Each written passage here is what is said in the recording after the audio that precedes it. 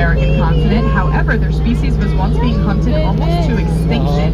Now, this was during Western expansion, specifically during the construction of the railroad system across North America, as they were being hunted in mass to make way for the railroads. We also have a number of baby bison back here as well. They're the ones that are the burnt orange color. A bison has an extremely thick winter coat. They will grow for the winter. Their fur coat is so when it snows. Sorry, my microphone keeps dipping out. I'm not sure what's going on with that. Anyways, their fur coat is so thick that when it snows, they will actually allow the snow to pile on top of their back so that they can use it as an extra layer of insulation.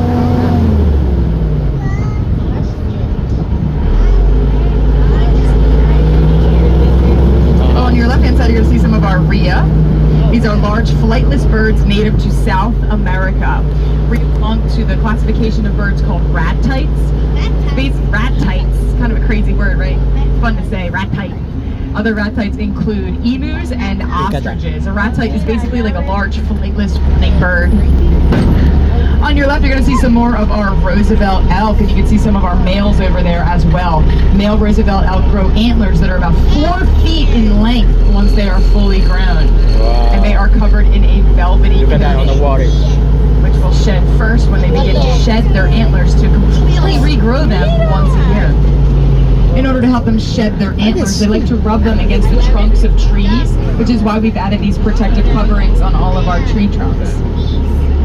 On your right-hand side, you're going to see our first llama. Llamas are native to the Andes Mountains in Peru. And as a form of self-defense, the llama is able to regurgitate stomach bile and spit up to 20 feet away. Here's another one of our rhea right there. This one is a male, and you can tell that it's a male because it has a ring of black feathers around the base of its neck.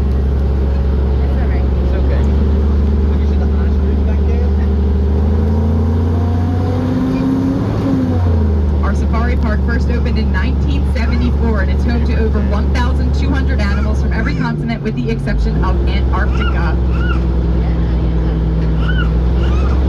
All of the animals are completely wild animals. They've not been trained or domesticated in any way, so they will hang out wherever they feel like it. This is their house. And as soon as we see them, I'll tell you all about them. All of our animals also do stay here on location at Safari year-round. So many of our animals have warehouses and barns where they have heat in the wintertime to help keep them safe.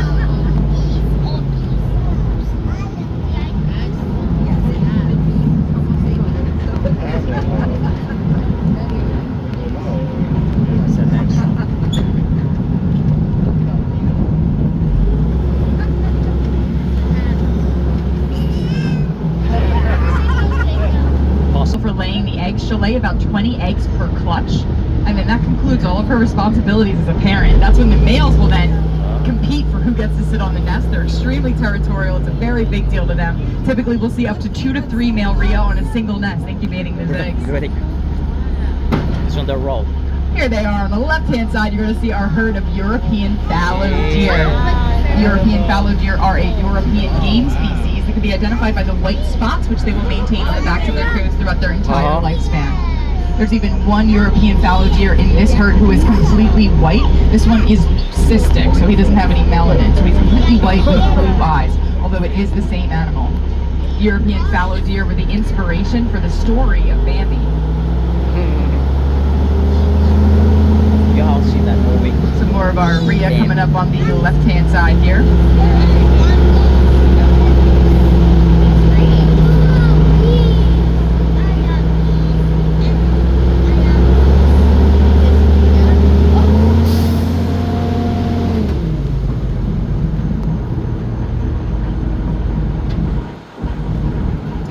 So we're entering into Africa. Ducks. Estamos entrando en África. Elephants, rhinos.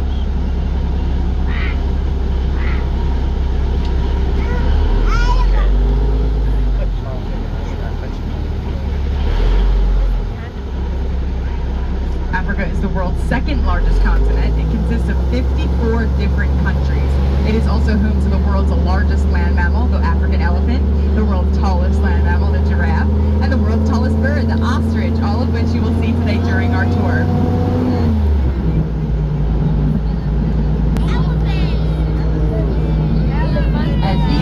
have been here since our park first opened in 1974, and they're still here with us today to help us celebrate See our the zebras? 50-year anniversary.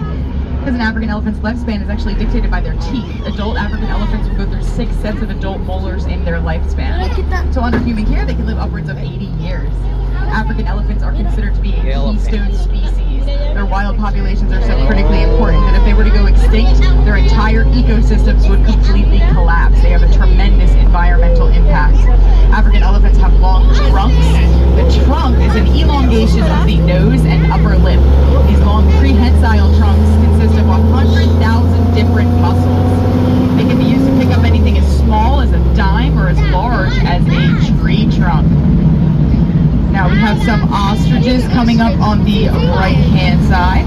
What's he doing? So the male ostrich is the one who looks like he's flirting with the females over there. You see what he's doing with his feathers?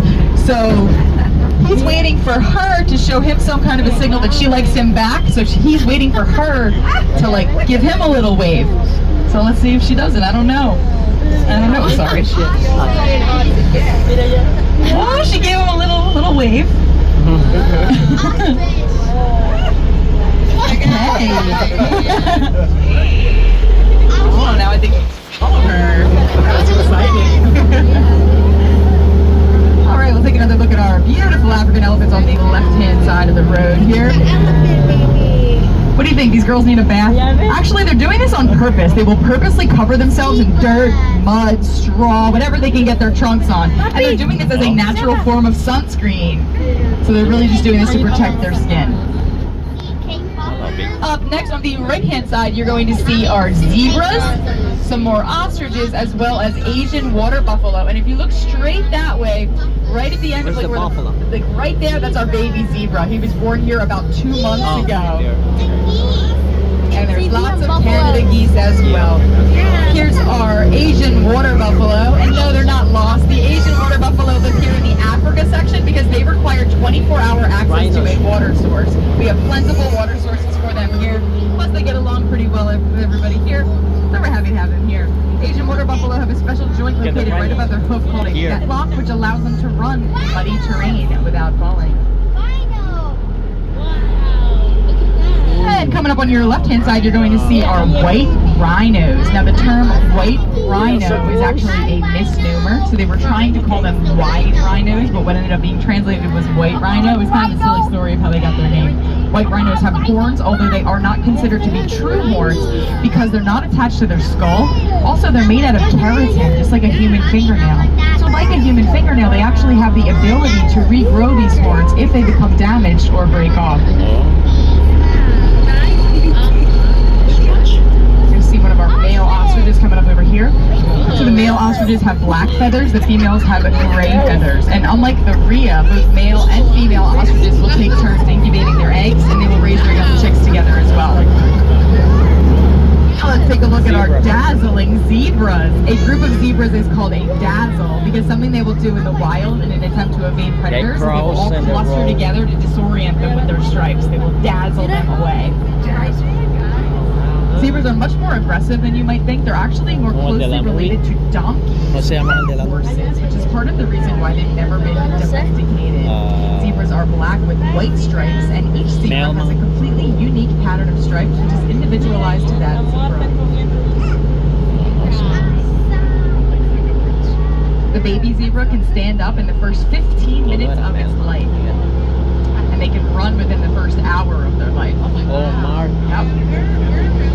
Next up, we're entering into the wild plains. I don't think you want that. Drop.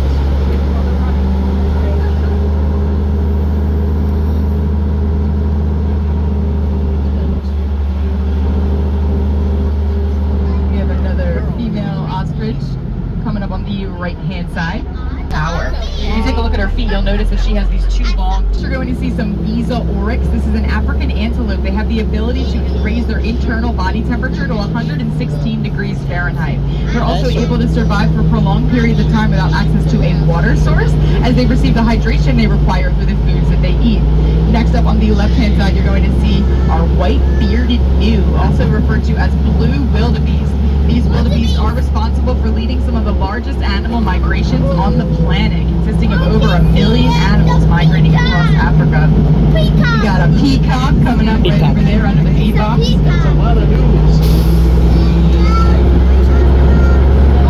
Then next up on the right-hand side over here underneath these trees, you're going to see our herd of ellipsis waterbuck, as well as one of our African bongos.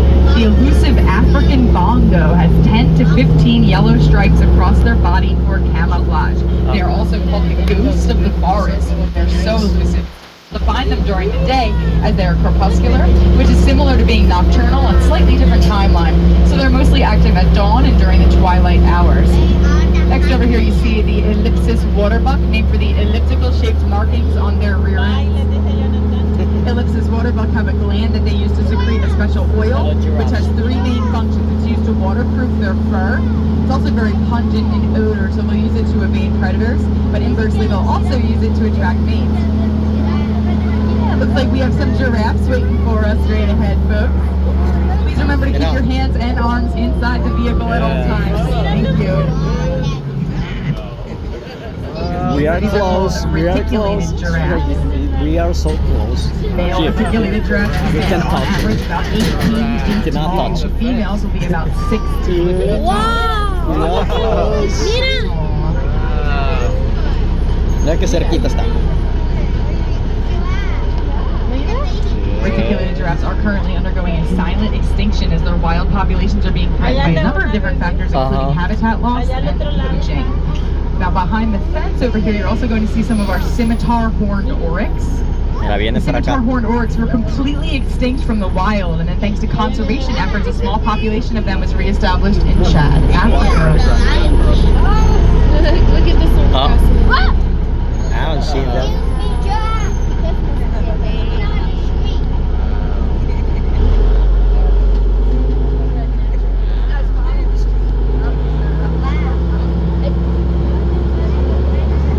We have our next herd of European fallow deer behind the fence up here. This herd also includes the melanistic deer and the males as well. So you can see that there's some back here that do have the antlers. European fallow deer will grow antlers in a palmate structure. So similar to how your palm of your hand has 5 fingers, they have 5 points on their antlers.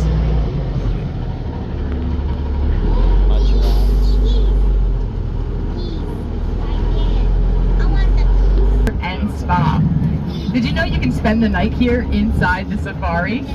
Starting this summer, you can rent out one of our 20 luxurious glamping cabins. Glamping is like camping except glamorous. So here you have access to luxurious spa amenities, world-class cuisine, and once-in-a-lifetime animal encounters, including giraffe feedings, elephant encounters, and much more. For more information, please be sure to check out our website, sixflags.com/Savannah Sunset.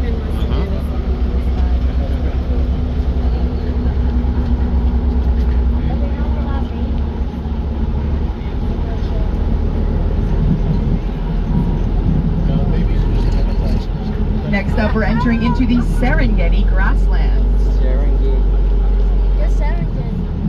Eso. I know there's 2 new rounds. I don't know if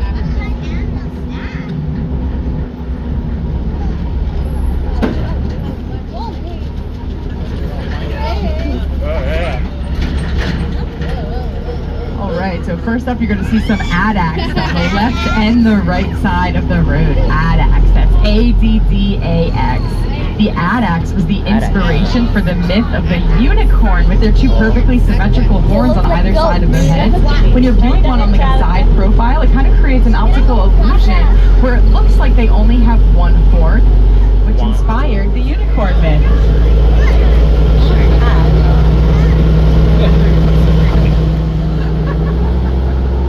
The lions are coming up right over here on the right-hand side. Now, lions are the only truly social big cat species, and they live together in family groups called prides. We have 3 prides of lions here at Great Adventure.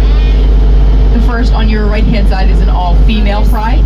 Next, we have an all-male pride, and finally a mixed pride of both males and females. Now, the female lions are called lionesses, and they're responsible for doing a majority of the hunting for their pride.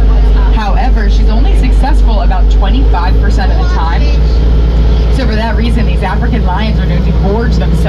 up to 40 pounds of food in one sitting. Once the female is successful on her hunt, she will bring home dinner to her pride. First feeding the males, next she will get to eat, and finally the juveniles will get the leftovers. Alerting other prides of lions of the boundaries of their territory.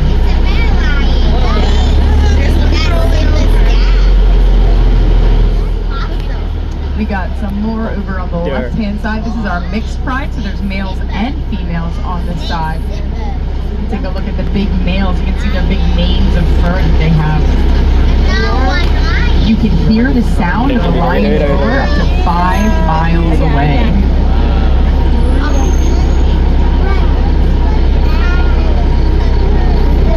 He always like sleeps in the goofiest positions, this guy. This lion.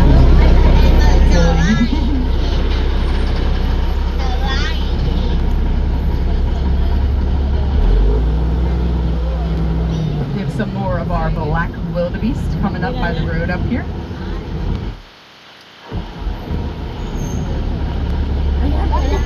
Lions.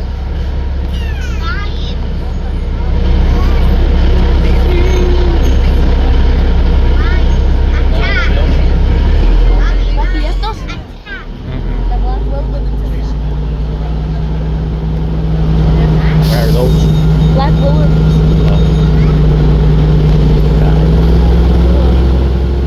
Next up, we're entering into Black Bear Ridge. Black bear. El chorro no ha Area is home terminado to our todavía. black Falta bears. bastante, ¿verdad? ¿Cuál? El chorro no ha terminado. No. Falta Si bastante. no hemos visto los birthdays. Falta bastante. So in this area, you will see black bears on Black both bears. sides of the road. The black bear is the most common bear species found in North America. They can be found in 49 out of our 50 states, every state with the exception of Hawaii. Now in the wild, when resources become scarce, bears will enter an extended period of sleep called hibernation. But here at Great Adventure, we feed all of our bears 12 months a year, so it's up to them whether or not they choose to hibernate. Most of them don't, because they don't really have to. By the way, these black bears are opportunistic omnivores, so they will consume vegetation and fruit as well as small animals and fish. They're also exceptional tree climbers. They have curved claws, which are very well suited for climbing trees. Now, over here on your left-hand side, you're going to see our black bear nursery, featuring a few of our mama bears with their cubs.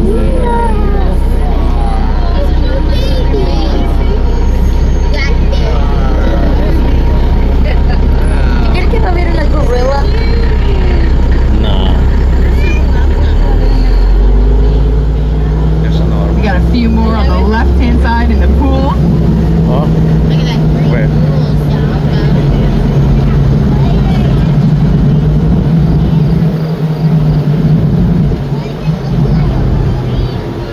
From the plants. Then on your right-hand side, they have another one of their enrichment tree houses. This one we've included a net that we made from weaving together upcycled fire hose. Because upcycling and recycling are that you see on the right-hand side of the road and closest to the road, these are called red lechwe. Red lechwe have elongated hooves and longer hind legs than front legs, which help them navigate their marshy habitat. Mira los bebés. Crows there. Next up, you're going to see some of our common eland over here. Wanna see?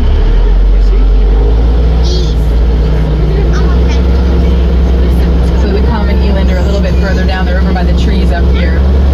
Common eland are the second largest subspecies of eland, right after the greater eland. The common eland has the ability to jump 9 feet in the air. Both male and female common eland both have horns at the bottom of their neck called a dewlap. Now, if you look closer to the gate over here, right by that check post 10 sign, you're going to see our herd of red Ankole cattle.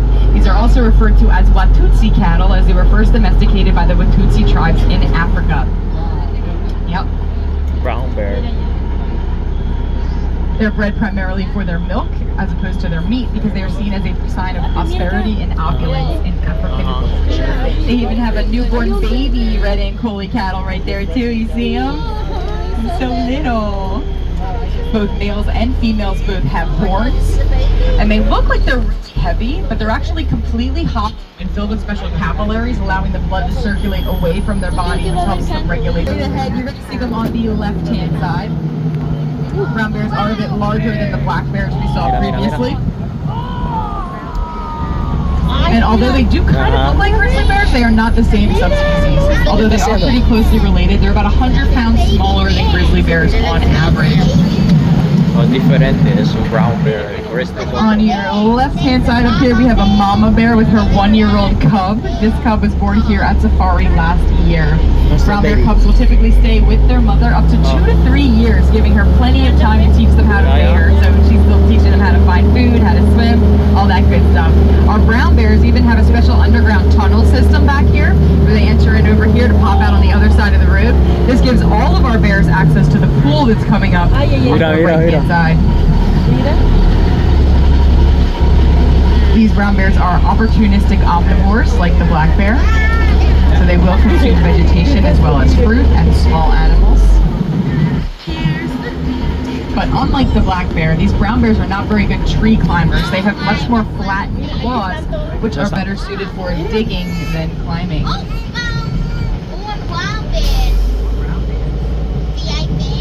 Here's their pool coming up on the right-hand side here. We also provide them with many enrichment items at the bottom of their pool, including tires, bowling balls, all kinds of stuff.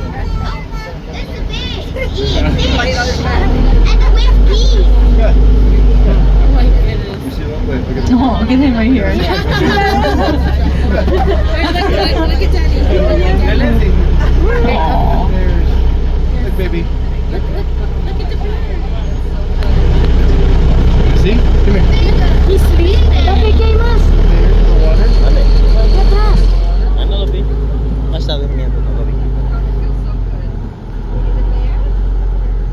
Is that all?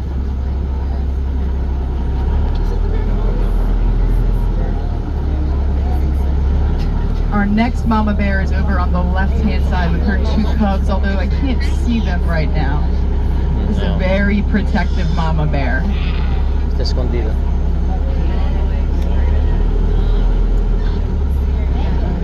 Oh, allá. Acá. Allá anda.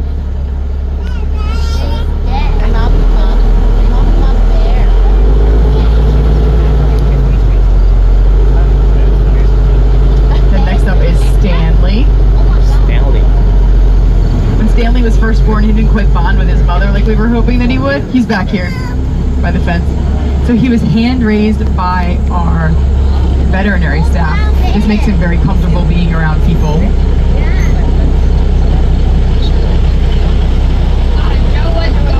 And now we're entering into our conservation area. This section is also referred to as the bird sanctuary. Back in 1974, when Great Adventure first acquired this land from the township of Jackson, they made a special deal with the township to reserve 50 acres of untouched Pine Barrens wetlands. And that's the area you see around you here. It's completely open to animals from the outside to come in and live here peacefully. Any animal found native to this area of New Jersey can be found residing in this area. Up on the left-hand side here. Now, this species gets their name from the red color of their fur, but it's actually only the males of the species that have red fur. Female red kangaroos have gray fur. So when you see the gray ones, the females, you always want to pay really close attention to their bellies, specifically where they have their pouch. And if you're lucky, you'll be able to see one of their baby joeys peek his little head out. Because these red kangaroos are marsupials. When a baby is first born, it's only about the size of a lima bean. His manhood. Yeah. On our right-hand side, you're going to see some of our emus. Emus are the 3rd species of ratite on today's tour. The other ratites were the rhea and the ostriches. But unlike the rhea and the ostriches, the emu is the only bird in the world that has calf muscles. Mira, emus. So these red kangaroos are marsupials. When a baby is first born, it's only about the size of a lima bean. It will then follow a trail of saliva up inside its mother's pouch, where it will continue to grow for several more months until it's ready to emerge as a baby joey. The babies are called joeys, the females are jills, and the males are called jacks or boomers. Yes. I don't want to see them. We got lots of Canada geese in the road. Canada geese love kangaroo food. That's a fun fact. Got another kangaroo coming up on the right-hand side. Now, male red kangaroo are not known to be territorial. However, they will compete with other males over females, and they will do this by boxing each other. While they're engaging in this behavior, they can even use their big, strong tail to lean back, allowing them to kick with their feet.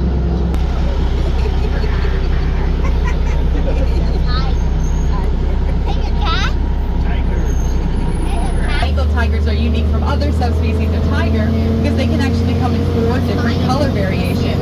They can be a golden tabby, just like this one, or they can have orange fur with black stripes, white fur with black stripes, or white fur with off-white stripes, which is extremely rare because it really provides them no camouflage. Bengal tigers can weigh up to 680 pounds. Now, the next subspecies of tigers you're about to see are critically endangered. These are the Siberian tigers, with only about 500 of them remaining in the wild. Now, 2 summers ago, when our tiger Nadia gave birth to a litter of 5 Siberian tiger cubs, she increased the global population an entire 1%. So this first habitat you see on the right-hand side is representative of 1% of the world's Siberian tigers. Usually they're an extremely solitary species, but these cubs have been together every single day since the day that they were born, so they are able to live together peacefully. Siberian tigers have orange fur with black stripes and white fur on their bellies to camouflage in snowy Siberia. They even have white spots on the backs of their ears. These are called follow spots. They allow the cubs to easily identify and follow their mother to help keep them safe. Our Siberian tigers have a number of different habitats in this area, each of them including different environmental features and enrichment. The first habitat on the other side of the road has some indoor space, followed by this one over here that has a pool. So our game wardens will actually work throughout the day, alternating around the tigers, giving them access to each of the habitats. India is becoming overpopulated by these nilgai. Nilgai.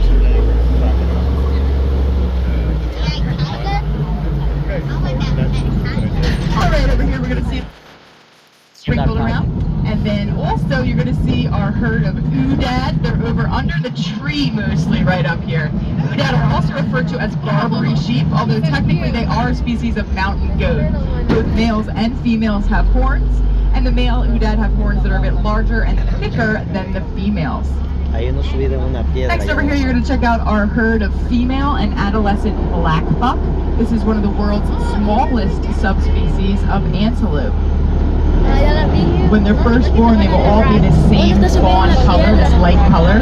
Now, as the males begin to mature, they will first develop their long corkscrew-shaped horns, and as they continue to mature, they will develop a much darker colored coat.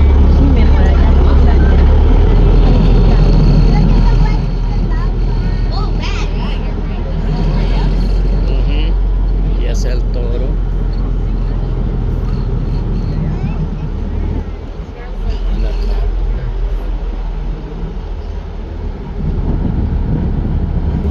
But they do usually hang out a little bit further up.